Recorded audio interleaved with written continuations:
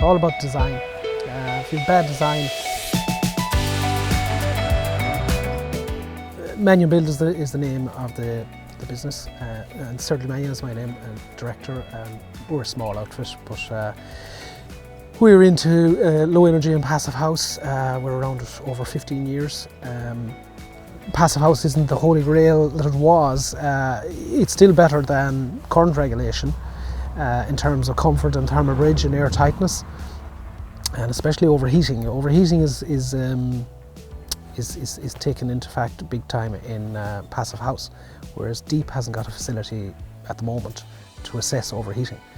But to answer your question, we're more general now. Like, we do small bit commercial and passive house and low energy house. I'd call your non-certified, but essentially a lot of them are very, very near passive. Passive house the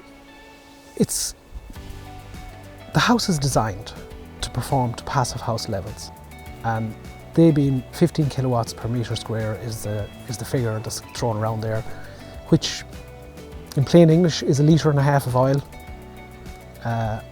per square metre per year to heat that house, just heat. And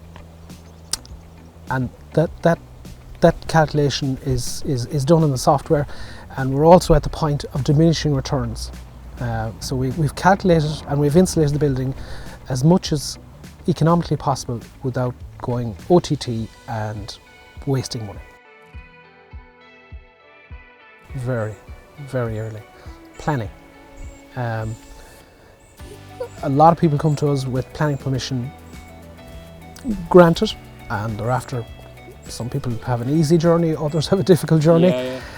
And we say, your orientation is wrong. Your first thing is your orientation of your house. South face, if possible, glazing. It's not impossible to do a build facing another direction, even north facing, but south facing is where you'll build most economically, as in less insulation, less money. So that's the first thing, and a lot of the time we'd get plans in fully granted for planning permission and everything, and it's quite possible, you can see from the site map, that you could have faced south but it wasn't done. Right, yeah. And you're looking at changing windows, and then when you change window location you have planning issues. Yeah. So really at the first step. It's the first thing you need to write, top of the list. Yeah. And it's not that it's going to cost you any more money, it's just a different mindset, maybe even a different architect or engineer than what you had planned.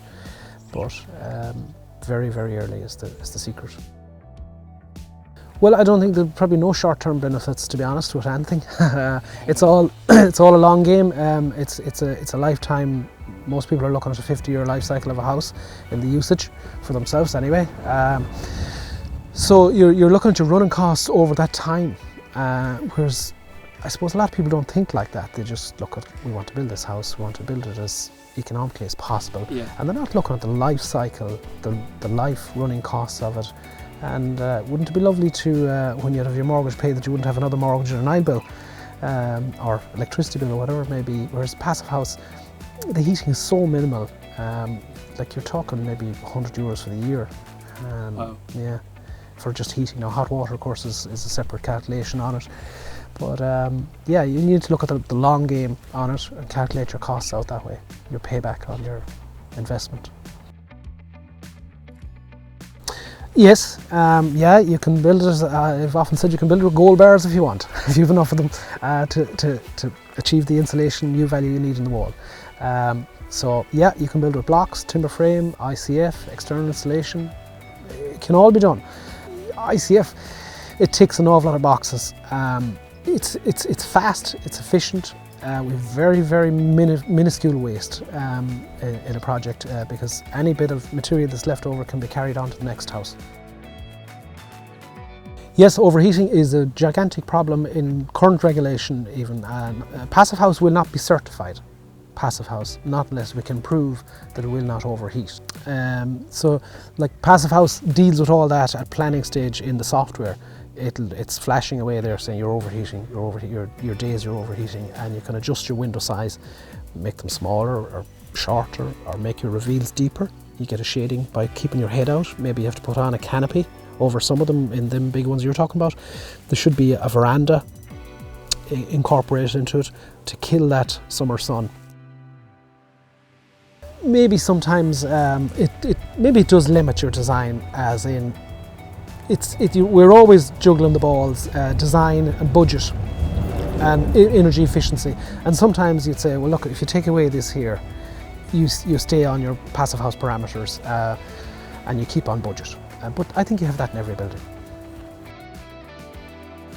Okay, so everything is done. Our wall U values and our floor U values, we have to produce. You have to do this now anyway with BCAR, but all them pieces of paperwork, your DOPs, your CEs for your insulation, your U value calculations, your air tightness test, your thermal bridge calculations, all that's filed, photographs of the building during construction, your plans, elevations, everything is sent to a third party for independent certification, and he goes through the whole lot of scrutiny.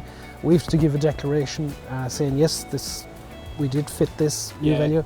There may or may not be an inspection, and they double check the calculation and say yay or nay, and they're usually very, very pessimistic with their numbers. So to get passive house certification is it's onerous enough. It's not. It won't be given out in 5 minutes. It's all about design. If you have bad design, you have nothing, because you're looking at it forever. Good design, clever design, good architect, never be beaten. It's simple as that.